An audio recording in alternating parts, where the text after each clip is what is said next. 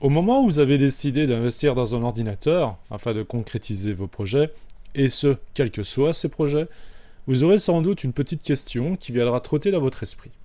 Les publicités, les films, l'entourage, les ordinateurs PC sont souvent confrontés à leur concurrent direct, le Macintosh de Apple. En effet, et j'y reviendrai un peu plus tard dans cette vidéo, sur un ordinateur dit PC, nous trouvons toutes sortes de matériel de différentes marques, tailles, couleurs, ainsi que différents systèmes installés. Vous avez sans doute entendu parler du plus connu d'entre eux, le système de Microsoft, Windows. Mais il y a aussi les différents systèmes de Linux. Ceux-ci peuvent être installés ou même cohabiter sur un même ordinateur, qu'il soit de bureau ou de portable. Vous pouvez lancer l'un ou l'autre au démarrage, ou encore l'un dans l'autre, c'est-à-dire, une fois que par exemple Windows a démarré, vous lancez un Linux en machine virtuelle dans celui-ci. Mais ceci est sans doute un peu trop abstrait pour le moment. Cela fera sans doute partie d'un prochain cours.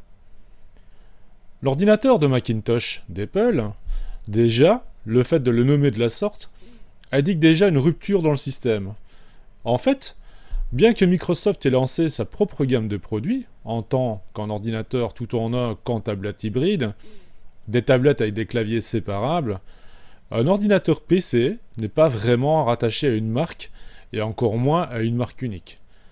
Microsoft travaille beaucoup avec Lenovo, mais des marques de matériel, vous en trouverez toute une ribambelle.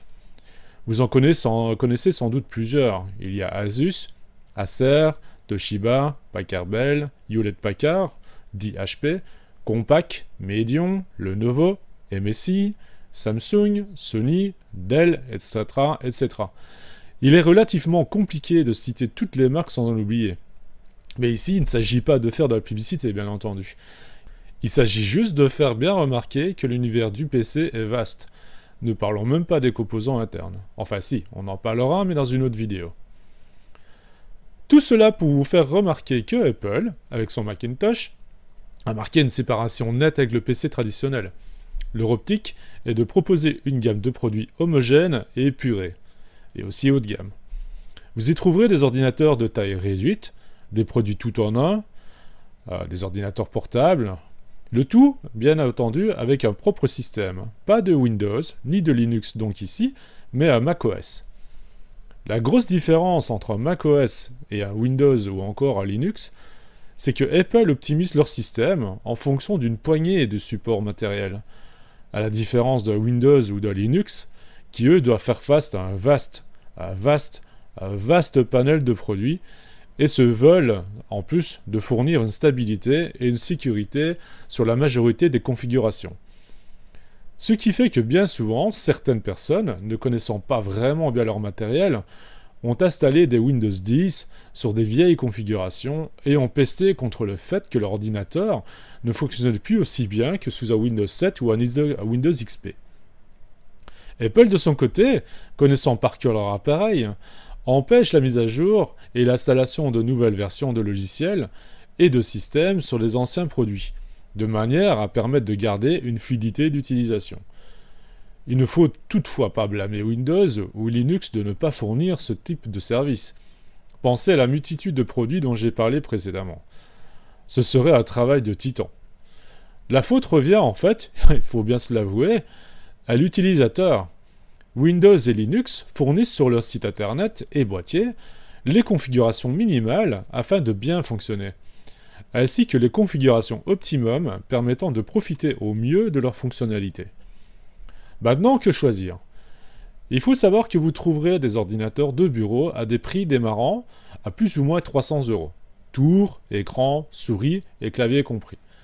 Si vous optez pour un Linux, avec un système Raspberry, que vous branchez sur votre téléviseur, avec une souris et un clavier sans fil, vous en aurez pour une centaine d'euros.